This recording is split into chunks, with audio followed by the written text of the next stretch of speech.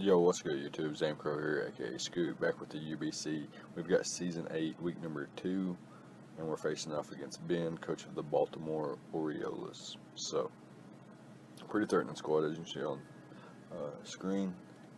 Not necessarily captain, but, first pick, the head start, I suppose. Megalodios, huge threat. Not as bad as the Megalodius, but still very potent, very powerful. Offensive capabilities are out the roof. Very potent one. Bulu, that's a nice pair right there. Nice fairy, nice breaker, and like a really good physical partner for the special Megaladi there. He's got the Niddle Queen as well, one of the best rockers in the game. Also can absorb Toxic Spikes. Of course, I could carry Toxic Spikes. I'm not in this match. Fantastic Pokemon. Hawlucha, another great one, and with Grassy Seed and the Grassy Terrain from Tapu Bulu. Bulucha, very scary core there as well. Something I definitely had to prep for. Empoleon, fantastic stealth rocker, best defogger. It's got some cool text on it as well. Swords Dance, agility, things like that. Sneasel, it's a pretty straightforward Pokemon. It's kind of like a mini Weavile, basically. Not too much to say about that. More of an offensive setup Pokemon, more so for cleaning or breaking. Cofagrigus, you guys know what it does. I have it on the channel all the time. It's Trick Room, Toxic Spikes, Pain Split, Nasty Plotter, Calm Mind. Pretty cool mon overall. And a really good check to Megalopunny with the Mummy ability. So that's pretty cool. He's got the Incineroar and the Miltank. Both weak to Megalopunny, so that's pretty nice for me. Incineroar's got that nice Intimidate though, and Miltank's got nice Sap Sipper for potential superior, which could potentially be a threat to the squad, depending on like what kind of set I brought, but obviously I didn't bring it at all, as you can see my team at the top of the screen. So he's got the Swampert and the Xurkitree as his last two Pokemon. Xurkitree is a threatening Pokemon. It's one of his Z move users, so is Sneasel, so very scary there. However, we have Megalopunny, Clefable, Necrozma, Superior, Alolan Muck, Salamence, Milotic, Licky, Fortress, Oricorio, all forms of Oricorio, baby. And we've got the Rhydon, where our Z-move users are Salamence, Oricorio, and the Rhydon. So, yeah, this week we're bringing the Megalopunny, Clefable, Necrozma, Alolan Muck, Salamence, and the Milotic. Able, once again this week, to run an Adamant-natured Megalopunny, which is fantastic for us. Rocking Fake Out, Dual Stab in return, Drain Punch, and our last move being Quick Attack to be able to potentially pick off some certain threats, notably Hawlucha, in the grassy terrain after it's unburdened the boost. So Fake Out, maybe an Adamant Fake Out into Quick Attack could be enough to pick it off, which would be fantastic for me. However, if it's not, as you can see on the screen, we have Clefable and Necrozma, two very solid checks to Hawlucha. We have enough defense investment in Necrozma to take +2 acrobatics after stealth rocks, so that's pretty nice. And Clefable has the Unaware ability and doesn't really mind Hawlucha setting up, and can threaten it with the super effective Moonblast, as well as Necrozma threatening with the super effective Photon Geyser. So Hawlucha shouldn't be too big of an issue, but I could understand if it got out of hand because it's one of those type of Pokemon. However, my Clefable is mostly specially defensive to take on the Megalodios. I've got Moonblast, Stealth Rock, Wish, and Protect. Can Wish Pass into the majority of my squad appreciates Wish Pass. Most Pokemon do, and most notably gives myself really fantastic longevity. Being able to Wish, Protect, and then potentially switch accordingly. So next up, Necrozma. Debated for a long time on the set. Ultimately decided that Calm Mind Megalodios wasn't as big of a threat as things like um, being able to get chip on Empoleon and the Incineroar with a special attacking move. So the grassy seed actually boosts your defense, and I felt it was more so in my favor to run a bold nature where my special attack would be in control of the Photon Geyser, and I would be able to do more damage to Hawlucha after the grassy seed popped. So ultimately decided that this would be the set over like a physical set with knockoff and Earthquake. And last move being Moonlight. So we've got Photon Geyser, Signal Beam, Earth Power, and Moonlight. Pretty complex EV spread, max HP, 108 defense EVs, 48 special defense EVs, and 68 speed EVs. Allows us to outpace some of his slower Pokemon pretty comfortably, and potentially speed creep a Nidoqueen, which could be nice. Next up we've got Alolan Muck. It takes on Tapu Bulu and Megalodios decently well. Of course, Megalodios could have the Earthquake, and of course, its item can't be knocked off, so knockoff isn't as effective. But Poison Jab Oko's Bulu, which is really nice for me, and just getting rid of items in general is really nice. So we have knockoff Poison Jab Pursuit in case he wants to switch. If Megalodios looks crucial to victory, then I will Pursuit Trap it. And our last move is Substitute. So why do we have Substitute? Because we actually outpace Cofagrigus and can avoid Will-O-Wisp burns, which would be really, really nice.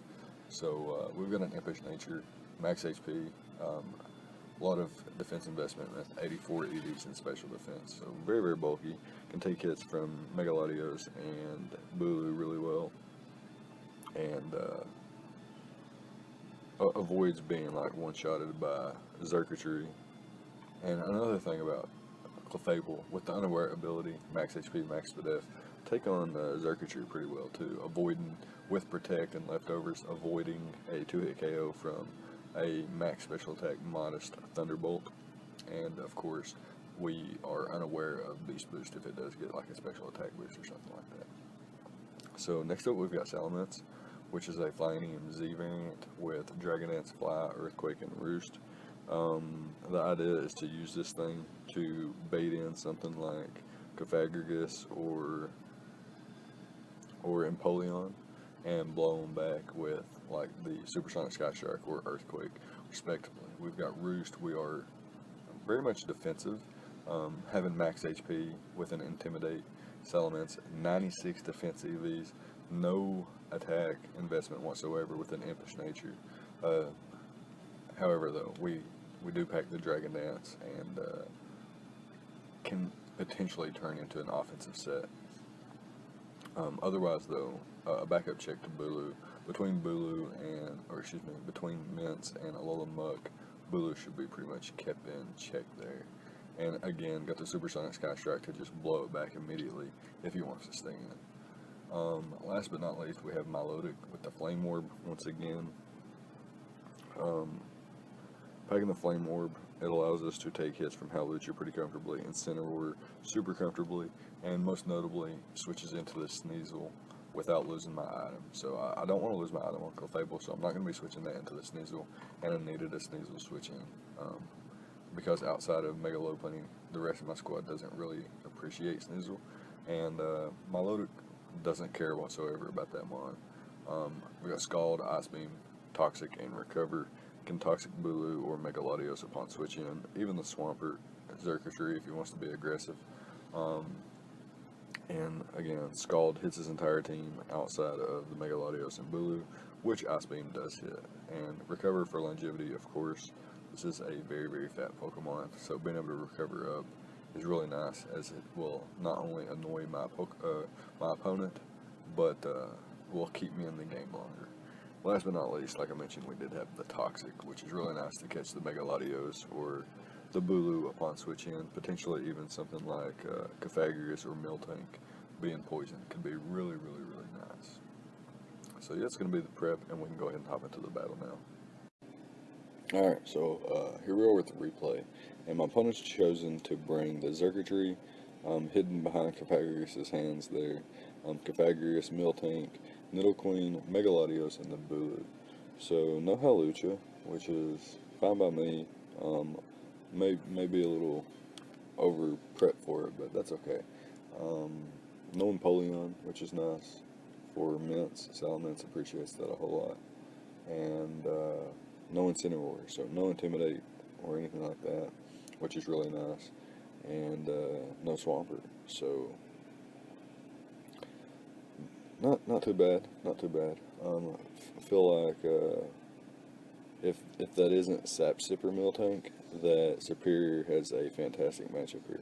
So I'm going to assume that that is Sap Sipper Miltank, and I'm going to assume that he may want to lead with that as a Stealth Rocker, or he could be some kind of Curse variant. I'm going to lead off with Necrozma, though, just in case you wanted to lead off with Pythagoras, expecting my Mega Lopunny. I just want to go straight for the Photon Geyser. I won't mind a burn, and if he does have Shadow Ball, I do have the Prison Armor ability, so it won't, 2-hit KO me or anything like that. So he chooses to lead off with his Miltank, and decides to get Rocks up on turn 1. I just go for the Photon Geyser here, just conditioning my opponent a little bit, see what he wants to do. As he reveals the Body Slam, I'm going to go for a Photon Geyser once again here. Force my opponent to recover up here. He should be forced to recover. I'm going to Photon Geyser a couple more times here just to make sure that he's in a recovering position here. And now I feel pretty comfortable. So what I'm going to do is pull a Hard Switch out into Clefable. And with this, what I can do is set up my own Stealth Rocks. And my opponent goes hard into the Nidoqueen. So that was pretty obvious play. And I do have Necrozma to switch into this with my HP and Special Defense investment. Despite being more defensive for Hawlucha, I can take modest Sludge Waves from Nidoqueen, which is really nice for me.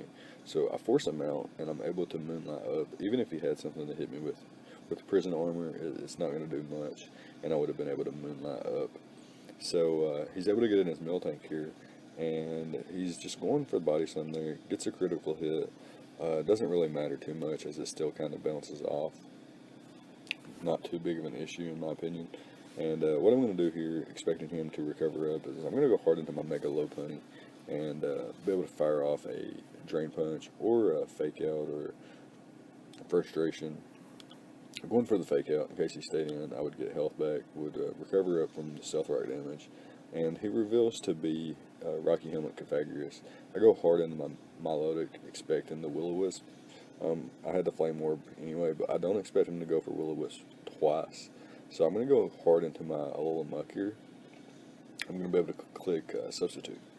So he hard switches out into his Nidoqueen. So what this is going to do is, not only am I going to be able to get rid of his item, it's going to give me more information about his Nidoqueen. So if he's offensive, defensive, whatever it may be. And what that information, that knowledge does, is lets me guess, or with the process of elimination, understand the rest of his squad a little bit better.